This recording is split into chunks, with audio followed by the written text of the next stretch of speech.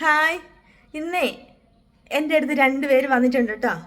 നിങ്ങൾക്ക് അറിയാവുന്ന ആൾക്കാർ തന്നെയാണേ. ഞാൻ പ്രതീക്ഷിക്കാതെ ഒരാളും കൂടെ വന്നിട്ടുണ്ട്. ഞാൻ കാണിച്ചു തരാം കേട്ടോ. വെട്ടം കിട്ടുന്നില്ലല്ലോടാ, വെട്ടം കിട്ടുന്നില്ല. ഇവിടുന്ന് ഇങ്ങോട്ട് ഇവിടുന്ന് കിട്ടുന്നില്ല. കണ്ടോ, അറിയോ? നോക്കിക്ക്, ഞാൻ പ്രതീക്ഷിക്കാതെ വന്ന ആളാണ് കേട്ടോ. നമ്മള് വെട്ടം കിട്ടുന്നില്ല. നോക്കട്ടെ, ഇങ്ങോട്ട് നീങ്ങി നോക്കട്ടെ. ഇവിടുന്ന് കാണുന്നുണ്ട് അല്ലേ? പ്രതീക്ഷിക്കാണ്. ഞാൻ രാവിലെ പണിക്കിറങ്ങിയായിരുന്നു, ഇവനെ വിളിച്ചിട്ട് ഞാനും വരുന്നുണ്ട്, ചേച്ചിനെ കാണണം പറഞ്ഞിട്ട് അങ്ങനെ വന്നതാണ്. സന്തോഷം, ഒരുപാട് സന്തോഷം. ചേച്ചിയും കാണാൻ പറ്റിയത് വളരെ സന്തോഷം. ചേച്ചിനെ കാണാനല്ല, അതായത് നമ്മളെ മുമ്പ് പറഞ്ഞ പോലെ നമുക്ക് എന്താ പറയണ്ടേ, നമുക്ക് ചേച്ചിയുടെ ഒരു ഹെൽപ്പ് വേണ്ടി വന്നു.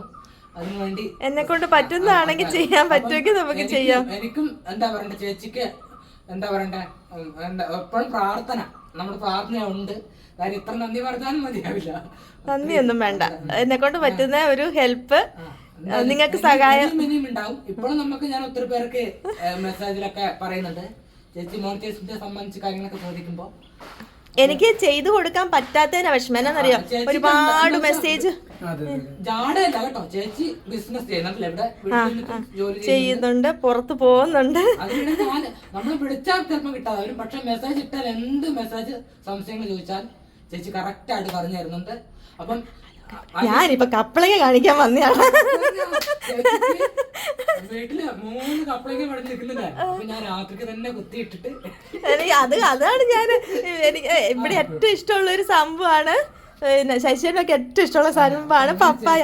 അപ്പൊ അവനെനിക്ക് പപ്പായ കൊണ്ടുവന്ന് എനിക്കത് ഭയങ്കര, നമുക്ക് സത്യം പറഞ്ഞാൽ ഇവിടെ ഒന്നും അങ്ങനെ നാടൻ കിട്ടത്തില്ലല്ലോ.